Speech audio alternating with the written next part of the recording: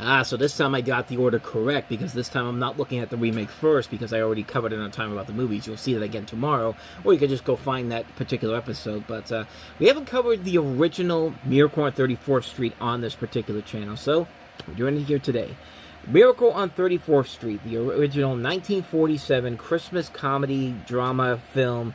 That's literally how it's described on Wikipedia here, but story of this movie is pretty much very familiar territory if you've already seen the 90s version, but very much the same story here, except this time it takes place, once again, it takes place between Thanksgiving Day and Christmas Day in New York City, and focuses on the effects of a department store Santa Claus played by Edmund Gwynn, who claims to be the real Santa. And you have a little girl played by Natalie Wood, her mother played by Maureen O'Hara, and her love interest played by John Payne.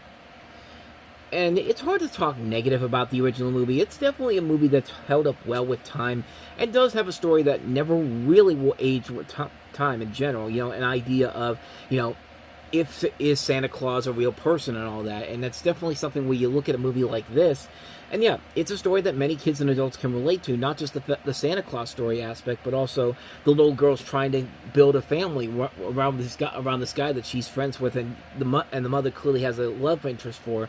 And I think the acting overall still holds up very well with the overall script. There's one exception, but we'll get to that in just a little bit here. And remaking this movie is a tough act to do, but what I liked about the John Hughes movie is that it did a really solid job of keeping the spirit of the original film intact, while also modernizing it without feeling like it's a cash grab. I think they did a very good job with that particular movie, and director Les Mayfield, I think, did his hardest to make a contemporary version of the film without insulting the spirit of the original, which I think did very well. In terms of which one's the better film in general here, it's a tough call. What really kind of does it for me is the endings for both movies. Very different, but one surprisingly works a lot better than the other, and it's not the one you would think it is. Everyone remembers the film's original ending for the original. Judge Mara demands that Fred proves that Chris is the one and only Santa Claus on the basis of some competent authority. And Fred searches frantically, and Susan, now a firm believer in Chris, writes him a letter to cheer him up, addressed him to the courthouse, which Doris, the mother, also signs. And a mail sorter played by Jack Albertson, a.k.a. Grandpa Joe from Willy Wonka and the Chocolate Factory, sees Susan's letter and the courthouse address, and he suggests clearing out the many letters to Santa, taking up space in the dead letter office by delivering them to the courthouse. Fred presents Judge Harper with 3 of those letters addressed simply to Santa Claus and delivers to Chris, asserting that the U.S. Postal Service, and therefore by extension the federal government, has thus acknowledged that he is the Santa Claus. And the judge, as Harper demands further exhibits, mailmen start dumping the entire contents of 21 full mail bags onto the bench in front of the judge, whereupon he dismisses the case. So then on Christmas morning, Susan's disappointed that Chris could not get her what she wanted. Chris gives Fred and Doris a route home that avoids traffic, and along the way Susan sees the house of her dreams for sale, with a for sale sign in the front yard, and Fred learns that Doris has encouraged Susan to have faith and suggests they get married and purchase the house. He then boasts that he must be a great lawyer since he did the impossible by proving Chris was Santa Claus. However, when they spot a red cane inside the house that looks just like Chris, which Chris had been without on Christmas morning, he is not so sure that he did such an impressive thing after all. It's a memorable ending, and one that many remember, but let's be honest, folks, the way they proved that he's the real Santa Claus is cute, but it doesn't really explain a whole lot. Just because they have a billion letters to Santa's name with his name on it, he gets off the hook. I mean, there's not really a whole lot to the ending overall. And I think the remake does it a whole lot better. I think the remake, I think, does a much better job of explaining the ending better here. Like, I really like the fact that, in the remake, the judge is about to make his decision, and then Susan, played by Mara Wilson, walks up to the judge with a Christmas card containing a $1 bill.